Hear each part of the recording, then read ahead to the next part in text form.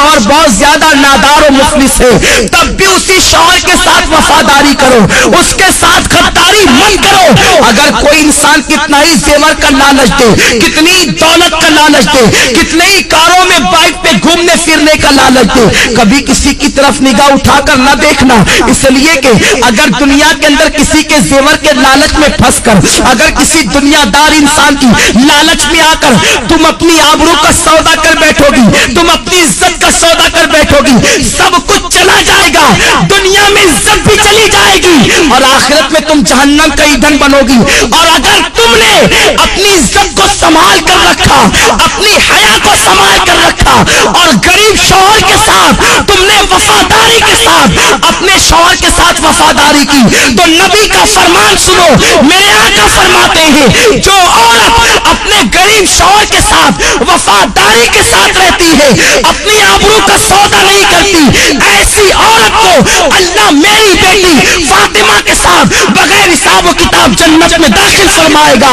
اب اگر تم بغیر حساب و کتاب جنت میں داخل ہونا چاہتی ہو سیدہ فاطمہ کے ساتھ، تو اپنی آبرو کا سودا نہ کرنا، کسی کے لالچ دینے میں نہ آنا۔ یہ زیور کیا حیثیت رکھتے ہیں، زیوروں کی کیا حیثیت ہے، سونے چاندی کی کیا حیثیت ہے، اچھے لباس کی کیا حیثیت ہے، کاروں کی کیا حیثیت ہے، دنیاوی سواریوں کی کیا حیثیت ہے۔ جب تمہاری موت آئے گی تو سن لو، بڑھاپے میں مرنا ضروری نہیں ہے، جوانی میں بھی تمہیں موت آ سکتی ہے۔ اللہ اکبر، جب تمہیں موت آئے گی، اگر تم نے اپنی حیا کو بیچ کر زیورات حاصل کیے ہوں گے، یہی زیورات تمہارے بدن سے نکال لیے جائیں گے۔ اچھے اچھے لباس تم نے جو جمع کیے ہوں گے، وہ لباس بھی تم سے چھین لیا جائے گا اور تمہیں کیا پہنایا جائے گا، سادہ سا سمپل سا 2 گز سفید کپڑا جسے دنیا کفن کہتی ہے، وہ کفن تمہارے بدن سے لپیٹا جائے گا، کافور کی وہ غمگین خوشبو تمہارے بدن سے لگائی جائے گی۔ تمہاری سہیلیاں آج جو تم سے کہتی ہے چل، اس غربت میں کیا رکھا ہے، اس غربت میں کیا رکھا ہے، چل چل کر عیش کی زندگی گزار۔ یاد رکھنا، ان ظالموں کی بات کبھی مت سننا۔ اے سیدہ فاطمہ کی کنیزاؤں، نبی نے اپنی بیٹی کا نکاح کسی کروڑ پتی کے ساتھ نہیں کیا تھا، نبی نے اپنی بیٹی کا نکاح ایسے علی کے ساتھ کیا تھا جس کے پاس گھر بھی رہنے کو موجود نہ تھا۔ حضرت علی کے میں سے میرے آقا کہتے ہیں علی میں فاطمہ کے ساتھ تمہارا نکاح کرنا چاہتا ہوں۔ علی ایسے تھے، اس وقت ان کے پاس مہر دینے کے لیے پیسے بھی نہ تھے، کپڑے پہنانے کے لیے پیسے بھی نہ تھے۔ عرض کرتے ہیں یا رسول اللہ، نہ مہر دینے کے پاس میرے پاس پیسے ہیں، نہ کپڑا خریدنے کے لیے میرے پاس پیسے ہیں۔ حضور فرماتے ہیں میری زرہ لے کر کے جاؤ، اسے بازار میں بیچ دو اور کپڑے خرید کر کے لاؤ اور فاطمہ کا مہر ادا کرو۔ میں پوچھنا چاہتا ہوں، نبی چاہتے تو اپنی بیٹی کا نکاح کسی دولت مند کے ساتھ کر دیتے، بڑے بڑے دولت مند میرے سرکار کی بیٹی کا ہاتھ مانگنے کے لیے آئے تھے، مگر نبی جانتے تھے اگر میں نے اپنی بیٹی کا نکاح کسی دولت مند کے ساتھ کر دیا تو میری امت کی بیٹیوں کا کیا ہوگا،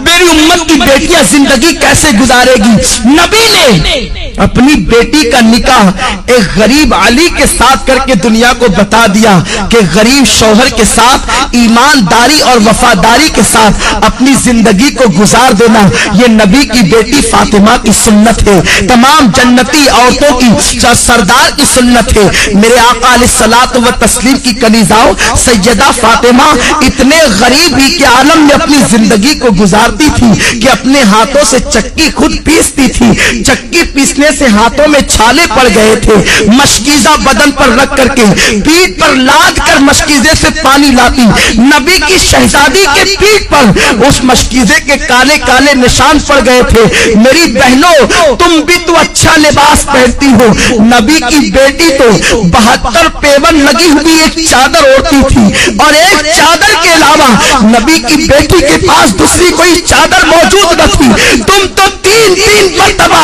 پیٹ بھر کر کے کھانا کھاتی ہو، نبی کی بیٹی تو 3 دن تک کے فاقے کرتی تھی۔ کیا نبی کی بیٹی کی زندگی تمہارے لیے نمونہ نہیں ہے؟ کیا نبی کی بیٹی کی زندگی تمہارے لیے اسوہ حسنہ نہیں ہے؟ ذرا سوچو تو صحیح،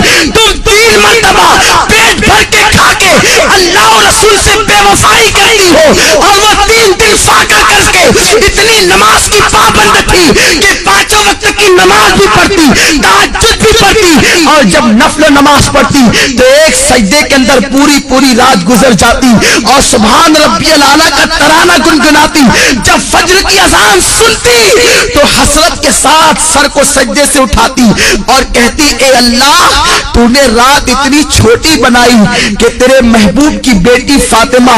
دل کھول کے سجدہ بھی نہ کر سکی۔ اے خاتون جنت کی کنیزاؤ تم مسلمان ہو، تمہاری تقدیر کا ستارہ بہت عروج پر ہے، اللہ نے تمہیں ایمان کی دولت دی ہے، غیر مسلم عورتوں کو دیکھ کر ان کی طرح بننے کی کوشش نہ کرو، فلموں میں ہیروئن کو دیکھ کر ان کی طرح بننے کی کوشش نہ کرو۔ ذرا سوچو تو صحیح، میرے آقا فرماتے ہیں میں نے عورت کی عزت کو کعبے سے بھی بلند کر دیا ہے، تمہاری عصمت کو نبی نے کعبے سے بلند کیا ہے، تمہیں اپنے آپ کا کوئی خیال نہیں، تم پارکوں میں جا کر اللہ اکبر اللہ کی نافرمانی کر رہی ہو۔ اور سنو، کوئی کہیں بھی جائے سب کی نگاہ سے تو چھپ کر تم گناہ کر سکتے ہو، اللہ کی نگاہ سے تم کبھی نہیں چھپ سکتے۔ قرآن کہتا ہے ان اللہ کان علیکم رقیبا، تم جہاں کہیں ہو اللہ تم پر سخت نگرانی فرما رہا ہے۔ دوسرے مقام پر میرے رب نے فرمایا واتقوا اللہ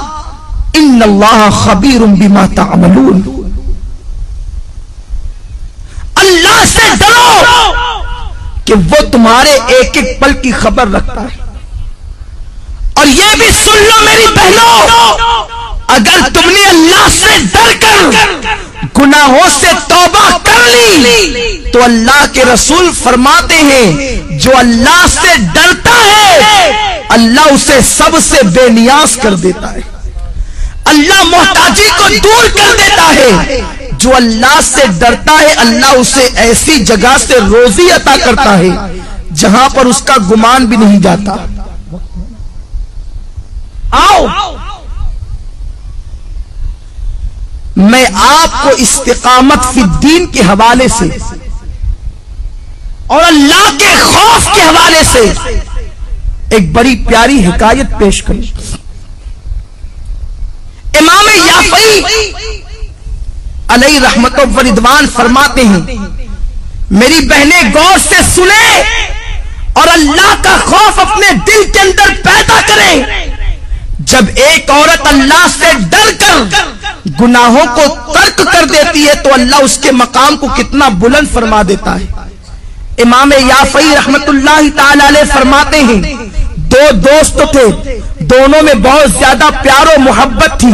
ایک دوسرے سے بڑی محبت کرتے تھے، مگر ایک نوجوان کی کیفیت یہ تھی کہ وہ جلتے ہوئے انگاروں میں ہاتھ ڈال دیتا، اس کے ہاتھ پر آگ اثر نہیں کرتی تھی، وہ جلتے ہوئے کڑاہوں میں ہاتھ ڈال دیتا، تیل کی کڑک اس کے ہاتھ پر اثر نہیں کرتی تھی، وہ بڑے بڑے انگارے ہاتھ سے پکڑ لیتا، آگ اس کے ہاتھ کو نہیں جلاتی تھی۔ لوگ حیران رہتے تھے آخر اس کے اندر خصوصیت کیا ہے، اس کی خاصیت کیا ہے کہ آگ اس کے ہاتھ پر اثر نہیں کرتی۔ ایک مرتبہ اس کا جو بہت زیادہ قریبی دوست تھا اس نے پوچھا یار ذرا یہ تو بتا آخر آگ تیرے ہاتھوں کو کیوں نہیں جلاتی ہے، تو آگ کو ہاتھ میں لے لیتا ہے، آگ تیرے ہاتھ پہ اثر کیوں نہیں کرتی ہے، یہ تو بہت تعجب کی بات ہے۔ اس نوجوان نے کہا یہ بہت بڑا راز ہے دوست، میں نہیں بتا سکتا۔ آخرکار اس نے بہت زیادہ پریشر کیا اور پھر اس دوست نے کہا سن لے، اگر تم میرے اس راز کی بات کو سننا چاہتا ہے تو سن۔ میری بہنوں سے کہتا ہوں میری بہنوں تم بہت غور سے اس حکایت کو سنو،